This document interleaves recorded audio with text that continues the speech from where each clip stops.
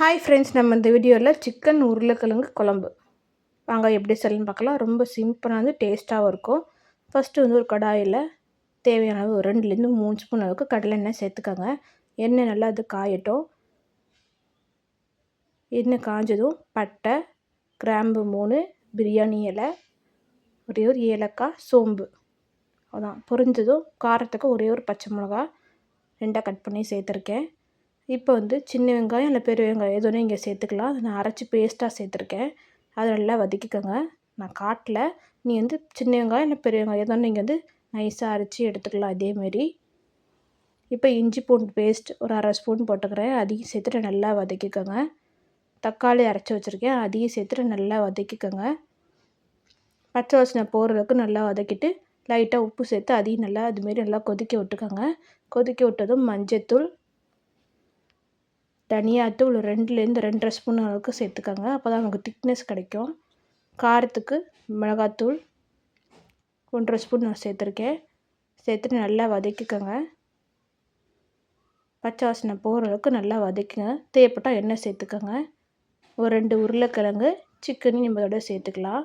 நல்லா வாஷ் பண்ணி வச்சுருக்கேன் சிக்கனு, அதையும் சேர்த்துட்டு நல்லா வதக்கிக்கலாம். ஒரு 2லேருந்து 3 நிமிஷம் நல்லா வதக்கிக்கோங்க. மசாலாலாம் ஒன்று எல்லாம் கலந்து சேர மாதிரி நல்லா மிக்ஸ் பண்ணி விட்டுக்கோங்க. இப்போ இதுக்கு சிக்கன் குழம்புக்கு தேவையான உப்பு சேர்த்துக்கலாம். சேர்த்துட்டு அதையும் நல்லா மிக்ஸ் பண்ணிக்கோங்க. ஒரு 2லேருந்து 3 நிமிஷம் நல்லா வேகணும் நமக்கு. அதுக்கு தேவையான அளவு தண்ணி சேர்த்துட்டு கொஞ்சமாக ஒரு 2 டம்ளர் அளவுக்கு தண்ணி சேர்த்துக்கோங்க, போதும். சேர்த்துட்டு நல்லா கொதிக்கட்டும். மூடி வச்சிடலாம். இப்போ ஒரு மிக்ஸி ஜாரில் தேங்காய், ஒரு 2 கைப்பிடி அளவுக்கு தேங்காய் மசாலா பேஸ்ட் மாதிரி அரைச்சிக்கலாம். சோம்பு 1 ஸ்பூன், அப்புறம் ஒரு 4-5 பல் முந்திரி. இப்போ சைடில் கொதிச்சிருச்சு. இப்போ கருவேப்பிலை அதோட கொஞ்சமாக சேர்த்துக்கலாம். இந்த கொத்தமல்லி இல்லை, நான் கொஞ்சமாக கருவேப்பிலை சேர்த்துக்கிறேன். வாசனைக்காக நான் சேர்த்துக்கிறேன். உப்பு காரம் எல்லாம் பார்த்துட்டு நீங்கள் செக் பண்ணி பார்த்துக்கோங்க. தேவைப்பட்டால் நீங்கள் காரம் சேர்த்துக்கலாம். உப்பு பத்தலைன்னா நீங்கள் உப்பு சேர்த்துக்கலாம். இப்போ நல்லா கொதிக்குது, நல்லா கொதிக்கட்டும். சிக்கனும் நமக்கு நல்லா வெந்துருச்சு. நான் காரம் கொஞ்சமாக நான் சேர்த்துக்கிறேன், பத்தலை, அதனால் நான் கொஞ்சமாக காரம் சேர்த்துக்கிறேன்.